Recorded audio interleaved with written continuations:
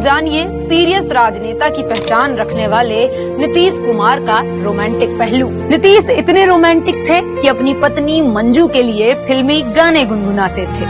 जो बात तुझ में है तेरी तस्वीर में नहीं। आज के इस वीडियो में कहानी नीतीश कुमार और मंजू देवी की। नीतीश ने शुरुआती पढ़ाई बख्तियारपुर से पूरी की और 1967 में पटना कॉलेज ऑफ इंजीनियरिंग आ गए।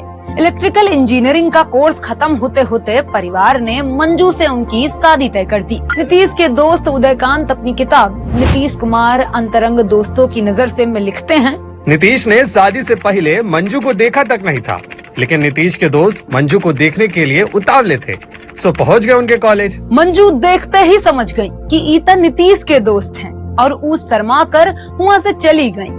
दोस्तों को भी नीतीश के लिए मंजू पसंद आई। उदयकांत लिखते हैं, नीतीश ने मंजू को देखने की इच्छा पर कैसे नियंत्रण रखा होगा ये तो वही जानता है। शादी की तारीख नजदीक आ रही थी, कार्ड बढ़ चुके थे। तभी नीतीश को पता चला कि तिलक में 22,000 रुपया देने की बात हुई है। राम मनोहर लोहिया के विचारों से प्रभावित नीतीश पहले ही कसम खा चुके थे कि वो दहेज नहीं लेंगे। इसलिए दहेज वाली बात पर नीतीश बहुत गुस्साए। दोनों परिवारों से उन्होंने साफ कह दिया, हम दहेज नहीं लेंगे। शादी के लिए उन्होंने 2 शर्तें भी रखी। मंजू से भी हमारे बारे में सहमति ले ली जाए।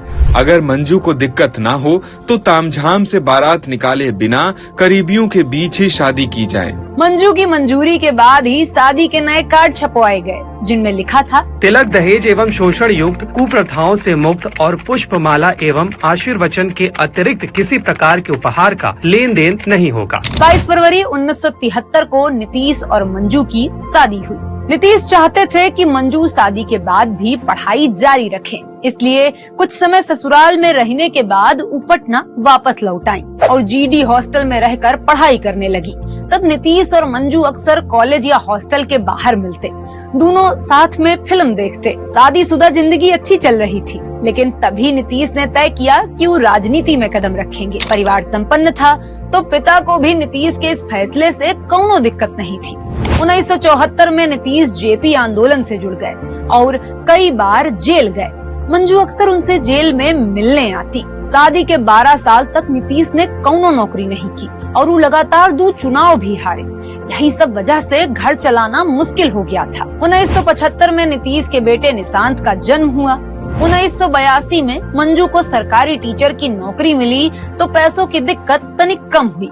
1985 में नीतीश आखिरी बार चुनाव लड़ने की हिम्मत जुटा रहे थे, लेकिन हालत ऐसी थी कि तीसरा चुनाव लड़ने का पैसा तक नहीं था। तब मंजू ने अपनी 2.5 साल की बचत से 20,000 रुपया उन्हें दे दिया और नीतीश लोकदल की तरफ से ही विधानसभा चुनाव जीत गए। इसी दौरान का एगो वाक्या है, लोकदल के टिकट पर हरनौत विधानसभा सीट से चुनाव जीतने के बाद नीतीश अपने घर बख्तियारपुर पहुँचे। लोगों की भीड़ के बीच वो पत्नी मंजू को खोज रहे थे।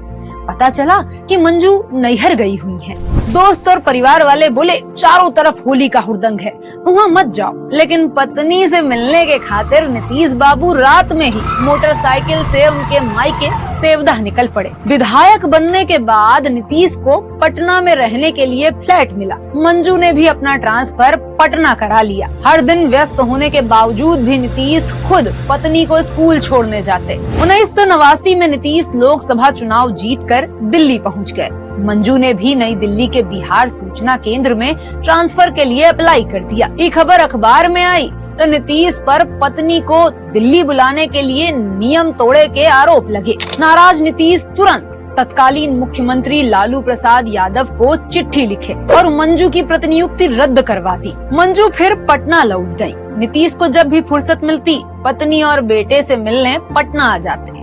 कभी कभार मंजू भी छुट्टी में दिल्ली चली जाती। 2005 में मुख्यमंत्री बनने पर नीतीश को 4 महीने बाद मुख्यमंत्री आवास मिला।